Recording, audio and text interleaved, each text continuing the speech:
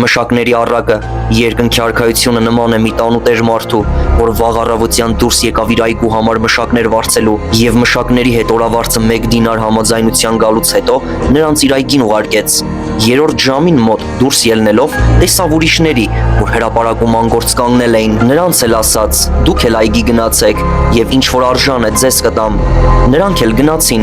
ապա 6-րդ եւ 9-րդ ժամերին դարձյալ դուրս ելնելով նույն բանն արեց, 11-րդ ժամին մոտ եւս դուրս ելնելով գտավ ուրիշների անգործ կանգնած եւ նրանց հարցրեց. «Ինչու եք ամբողջ օրը անգործ կանգնել այստեղ»։ Նրան պատասխանեցին.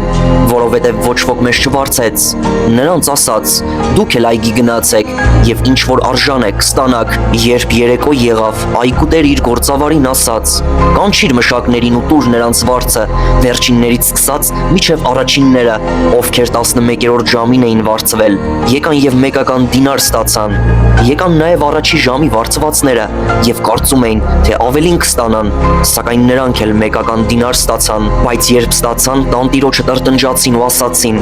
«Այդ վերջինները 1 ժամ աշխատեցին, իսկ դու նրանց հավասար դարձրեցիր մեզ, որ օրվա ծառայությունն ու շոքը տարանք»։